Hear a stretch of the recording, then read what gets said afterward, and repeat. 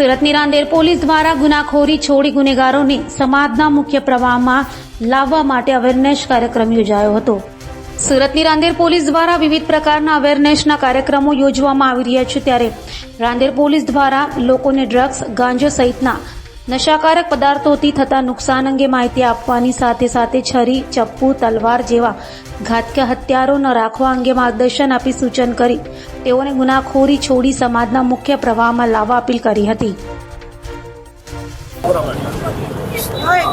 CP સરના આદેશથી